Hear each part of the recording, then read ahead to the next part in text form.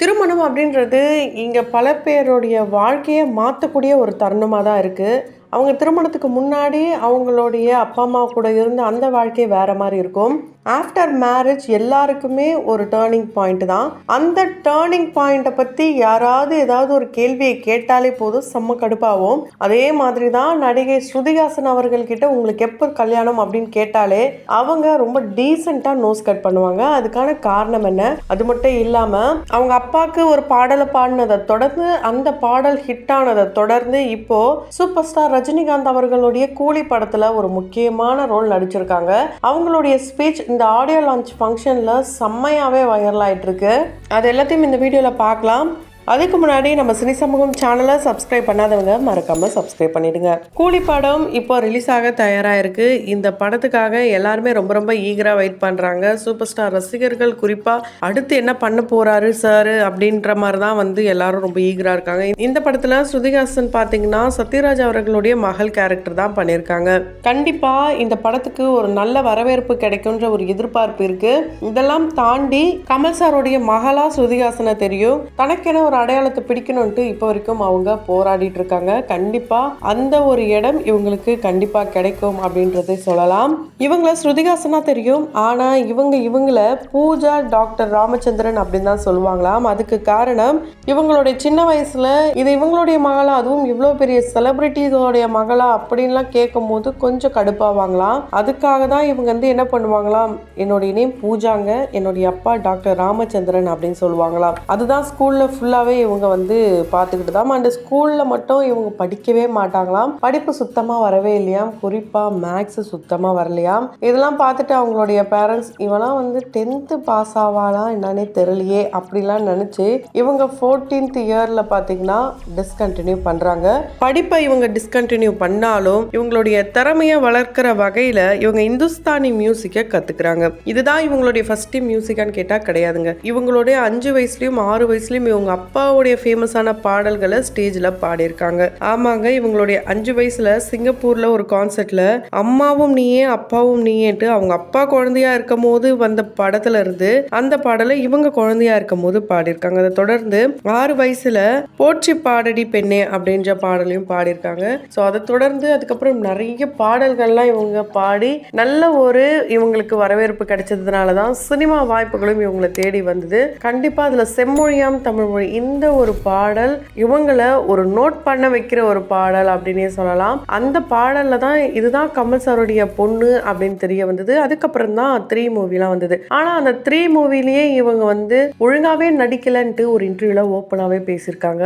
அவங்களுடைய பர்ஃபார்மன்ஸ் இவங்களுக்கு சுத்தமா பிடிக்கவே இல்லையா. மற்றவங்களுக்கு பிடிக்கலன்னு சொல்லி வந்த கமெண்ட்ஸை தாண்டிலும் நம்ம இன்னும் பெட்டரா பண்ணியிருக்கலாமே அப்படின்ற ஒரு எண்ணம் இப்போ வரைக்கும் இவங்களுக்கு அந்த படம் மூலியமா இருக்காம். அண்ட் இவங்களுக்கு ஃபினான்ஷியலா ஸ்ட்ரகிள் இருக்காது. ஏன்னா born with silver spoon and இவங்க அப்பா எவ்வளோ பெரிய ஆள், இவங்களுக்குலாம் என்னப்பா பண கஷ்டம் வரப்போகுது அப்படிலாம் நினச்சிருப்போம். ஆனால் அதெல்லாம் உண்மை கிடையாதுங்க.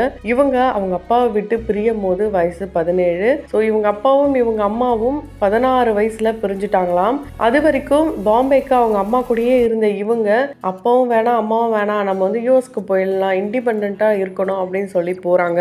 அங்க போயிட்டு இவங்களுக்கு கத்துக்கிட்ட அந்த மியூசிக்கை அங்க இண்டிபெண்ட் மியூசிக்கா நிறைய லேர்ன் பண்றாங்க, அந்த பாடுறாங்க, நிறையவே எக்ஸ்ப்ளோர் பண்றாங்க. அது மூலமா கிடைக்கிற மணியை வச்சுதான் அங்க இவங்க ஸ்டே பண்ணியிருந்திருக்காங்க. அப்படி ஸ்டே பண்ணும் போது தான் இவங்களுக்கு எவ்வளவோ கஷ்டங்கள் வந்துதான். அண்ட் ஹார்மோனல் சேஞ்சஸா இருக்கட்டும், இவங்களுடைய பண தேவையா இருக்கட்டும், எதுக்காகவும் அவங்க அப்பா கிட்ட போயிட்டு கால் பண்ணதும் இல்லையாம், அம்மா கிட்டயும் கேட்டது இல்லையாம். ஆனா ஒரு நல்ல அப்பா அம்மாவா இப்ப வரைக்கும் இவங்களுக்கு இருக்காங்களாம். இவங்களுடைய பிரிவு அப்போ இவங்களுக்கு ஒரு புரிதல் இல்லாம இருந்திருக்கு. ஆனா போக போக புரிதல் ஏற்பட்டிருக்கு. இந்த திருமண வாழ்க்கைக்கு முன்னாடி அப்பாவும் அம்மாவும் தனித்தனியா தானே இருந்திருப்பாங்க.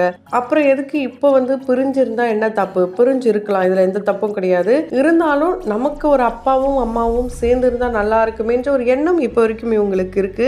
இந்த ஒரு எண்ணம் தான் இப்போ இவங்களுடைய திருமண வாழ்க்கைக்குள்ள போறதுக்கான ஒரு தடையா இருக்குன்னே சொல்லலாம். ஆமாங்க, இது வரைக்கும் ஸ்ருதிஹாசன் மேல நிறைய கான்ட்ரவர்ஷியலா திருமண சர்ச்சைகள்லாம் வந்தது. அதுவும் குறிப்பா இவங்க 7 பேரை காதலிச்சாங்க, பிரேக்கப் பண்ணாங்க, அதனால தான் திருமணம் வேணான்னு சொல்கிறாங்கன்னு சொல்லியிருந்தாங்க. ஆனால் உண்மை என்னன்னா இவங்களுடைய திருமண வாழ்க்கையை பற்றின புரிதல் இன்னும் பெட்டர் ஆகிறதுக்கு இவங்க வெயிட் பண்ணுறாங்களாம். ஏன்னா ஒரு பேப்பரை மட்டுமே வச்சு திருமண முடிவு அப்படின்றத எடுக்கக்கூடாது. 2 பேரும் சேர்ந்து அவங்களுக்கு என்ன தேவையில்லை ஒரு புரிதல் இருந்தால் மட்டும்தான் அந்த வாழ்க்கை அடுத்த லெவலுக்கு போகும். அந்த மாதிரி ஒரு வாழ்க்கைக்காக தான் நான் வெயிட் பண்ணிட்டு இருக்கேன். எனக்கும் வந்து கமிட்மெண்ட்ஸ்னால் ரொம்ப பிடிக்கும். எனக்கும் ஒருத்தன் கூட வாழணும் அப்படின்ற ஆசை இருக்குது. ஆனால் ஒரு பயமாக இருக்குது. இந்த பயத்தை போக்குற மாதிரி ஒரு வாழ்க்கை எனக்கு அமையணும்னு நான் நம்புகிறேன் அப்படின்னும் இவங்க சொல்லியிருப்பாங்க. அண்ட் ஒரு விஷயத்தை இவங்க ரொம்ப தெளிவாக சொல்லியிருக்காங்க.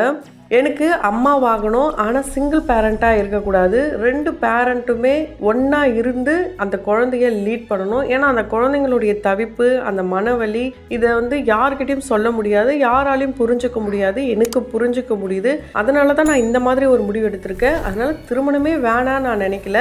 திருமணம் பண்ணுவேன். அப்படி பண்ணும்போது உங்க எல்லார்கிட்டையும் சொல்றேன். அதுக்கு முன்னாடி வரைக்கும் யாரும் வந்து திருமணம் எப்போன்னு கேட்காதீங்க அப்படின்ட்டு ஒரு தெளிவான விளக்கத்தை கொடுத்துருக்காங்க. ஸ்ருதிஹாசன் உண்மையாலே ஒரு ஹார்ட் ஒர்க் பர்சன் அப்படின்னே சொல்லலாம். ஏன்னா அவங்க அப்பா இந்த அளவுக்கு பெரிய ஆளா இருக்காருன்னா அவங்க அப்பா மூலமாவே வாய்ப்புகள் தேடி வந்திருக்கலாம். ஆனா அந்த வாய்ப்பை வந்து இவங்க ஏத்துக்கவே இல்லை. அந்த வாய்ப்பு கேட்டும் போனதும் கிடையாது. இவங்களோட திறமைக்காக கிடைக்கிற வாய்ப்பை இவங்க நல்ல முறையில பயன்படுத்திக்கணும் அப்படின்ற ஒரு எண்ணத்தோட தான் இருக்காங்க. இவங்க அவங்களுடைய கெரியரை ஆரம்பிக்கும் போதே 17 வயசுல காசுக்காக தான் ஆரம்பிச்சிருக்காங்க. ஹிந்தி, தெலுங்கு, தமிழ் இப்படிதான் வந்திருக்காங்க. ஒரு சில படங்கள் நடிச்சிருந்தாலும் நல்லாவே நடிச்சிருக்காங்கன்னே சொல்லலாம். இவங்க சர்ஜரி பண்ணாங்கன்ற ஒரு சர்ச்சை இருக்கு. இவங்க சர்ஜரி ஃபேஸுக்கெல்லாம் பண்ணவே இல்லையா, மூக்கு வந்து ரொம்பவே இன்ஜூரி ஆயிருக்கு. அதனால தான் வந்து அதை சரி பண்ண போய் தான் ஃபேஸே சேஞ்ச் ஆன மாதிரி இருக்குன்னு சொல்லியிருக்காங்க. அது மட்டும் கிடையாது, இவங்க யூஎஸ்ல தான் இருந்தாங்க. அங்கேருந்து இங்கே வரும்போது ரொம்ப ஃபேட்டாக இருந்திருப்பாங்க. இதை வந்து பாடி ஷேமிங் அப்படின்னு வந்து யாரும் எடுத்துக்க வேணாம். இந்த ஃபேட் அப்படின்ற விஷயத்தை ஏன் மென்ஷன் பண்ணியிருக்கேன்னா, இவங்க அவங்களுக்கு பிடிச்சுதான் நான் நல்லா சாப்பிட்டேன், நான் எனக்கு இப்படி இருக்கணும்னு நினச்சேன், அதனால இருக்கேன். சினிமாக்காக நான் வந்து எந்த சர்ஜரியும் பண்ணலை. எனக்கு வாய்ப்பு சினிமாவில் கிடைக்கணுன்றதுக்காக நான் ஒல்லியாவில். இதுக்கப்புறம் ஓகே, இந்த ஒரு ஃபேஸை நம்ம பார்த்துட்டோம், அடுத்த ஃபேஸை நம்ம பார்க்கணும்னு நினச்சிதான் இவங்க அவங்களே வந்து கண்ட்ரோலாக இருந்து டயட்லாம் ஃபாலோ பண்ணி ஜிம் போயிட்டு எல்லாமே பண்ணி இவங்களா தான் ஓனாக வந்து வெயிட் லாஸ் பண்ணியிருக்காங்க. அதுக்கு பின்னாடி வெயிட் லாஸ் ஜேர்னி அப்படின்ட்டு இவங்களுடைய கெரியரில் இருக்குது. இவங்க 2019 இருந்து சாந்தனு அப்படின்ற ஒரு நபர் கூட தான் லிவிங்கில் இருந்தாங்க. கல்யாணம் வரைக்கும் போக போகுதுன்ற மாதிரியான பேச்சுகள்லாம் இவங்களே அவங்களுடைய சோஷியல் மீடியா பேஜில் போட்டுட்டு இருந்தாங்க. அது பிரியறதுக்கு காரணம் லோகேஷ் கனகராஜ் தான் அப்படின்ற ஒரு டாக் இப்போ வரைக்கும் உலா வந்துட்டு இருக்கு. அது ஏன் அப்படின்னு பார்த்தீங்கன்னா, லோகேஷ் கனகராஜ் அவர்களும் இவங்களும் சேர்ந்து இனிமேல் அப்படின்ற ஒரு ஆல்பம் மியூசிக்கை வந்து ரிலீஸ் பண்ணியிருந்தாங்க. அதில் ரொம்பவே சூப்பராக இவங்களுடைய அப்பாவே எழுதி கொடுத்து அந்த பாடல் இருக்கும். கண்டிப்பாக லோகேஷ் கனகராஜுடைய வளர்ச்சி அசுர வளர்ச்சி அப்படின்னே சொல்லலாம். ஏன்னா விஜய் அவர்களாக இருக்கட்டும், கமல் சாராக இருக்கட்டும், சூப்பர் ஸ்டாராக இருக்கட்டும், இப்படி அடுத்து பெரிய பெரிய நட்சத்திரங்களை மட்டுமே வச்சு இவர் வந்து படம் எடுத்துட்டு இருக்காரு.